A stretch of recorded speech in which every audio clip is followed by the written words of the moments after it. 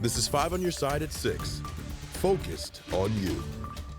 Breaking tonight, a man on death row avoids an execution scheduled for next month. Marcellus Williams is behind bars for a 1998 murder in University City and remains there after agreeing to a plea deal.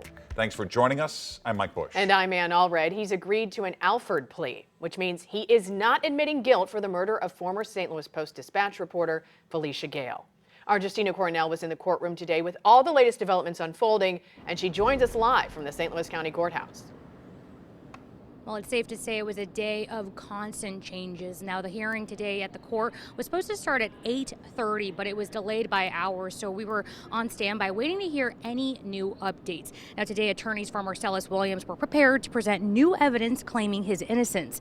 However, around 1 this afternoon, attorneys came back to say Williams agreed to an Alford plea, which means he maintains his innocence but also admits a jury would likely find him guilty.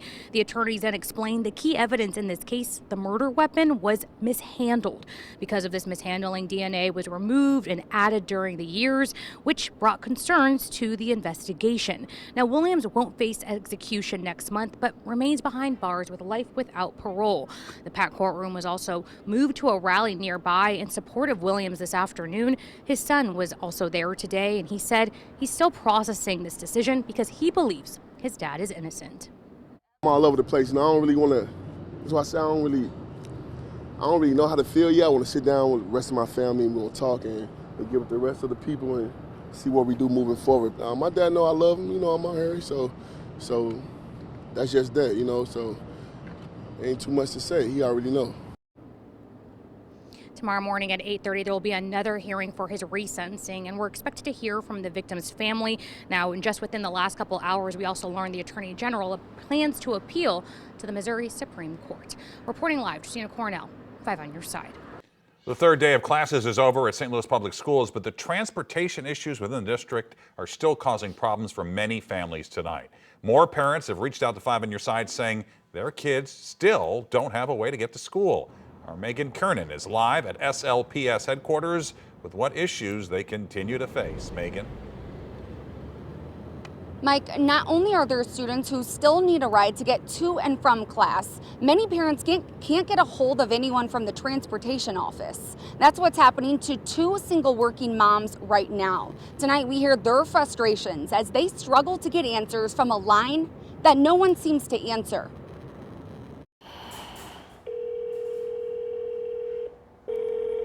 I think it's sad that parents can't even get someone to pick up the phone when they know people have this number to contact them. Constant ringing.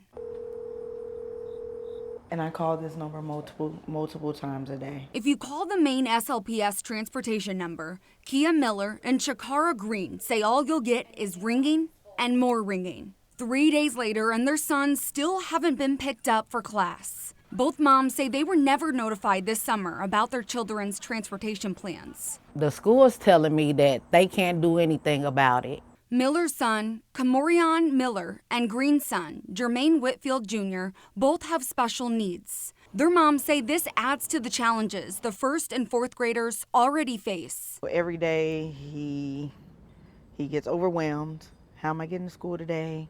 Am I going to school today? It's not right. They deserve an education too. Everybody deserves an education, and for them not to have everything in place so the kids can get it is disappointing. Green was finally able to reach someone at the transportation center. I got cursed out and then hung up on Monday, and then I haven't been able to reach anyone since. Green says if her son doesn't get transportation soon, she'll have to quit her job. At this point,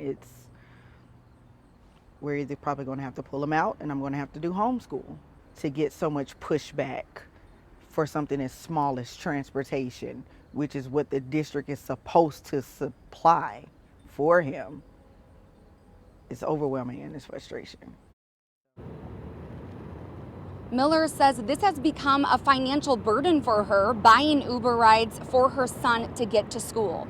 Now, we reached out to SLPS for a response to these ongoing concerns with the transportation line. We'll let you know when we hear back.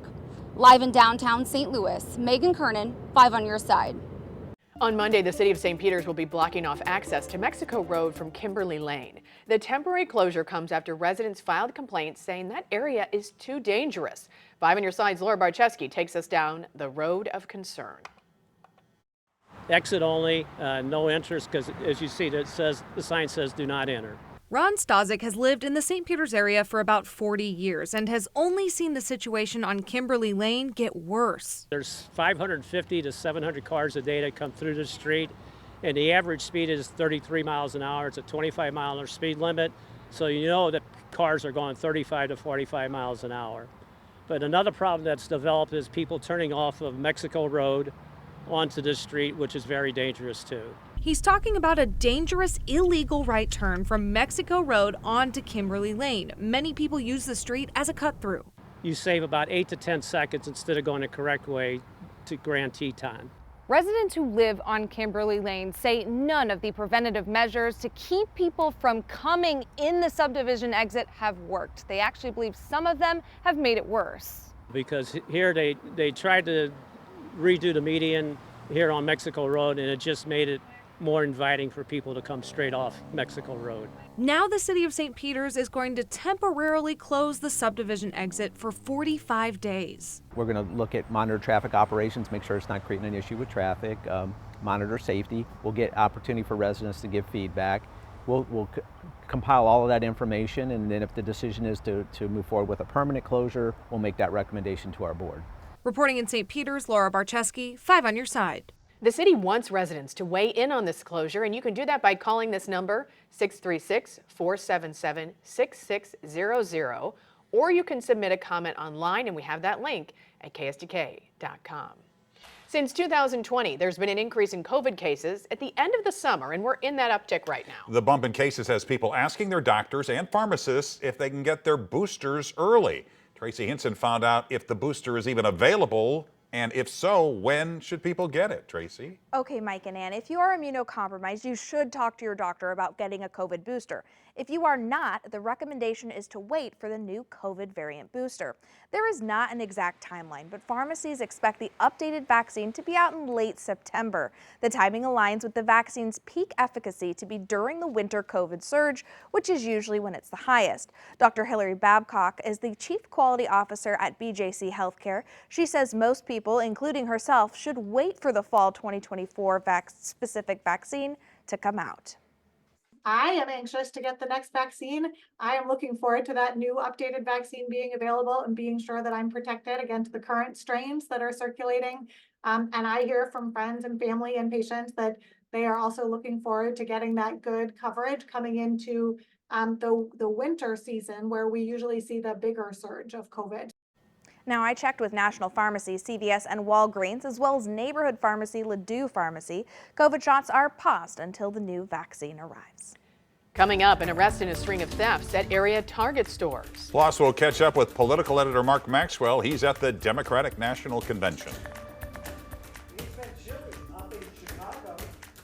Pretty cool here around St. Louis. Dew points, they're staying on the low side the next few days.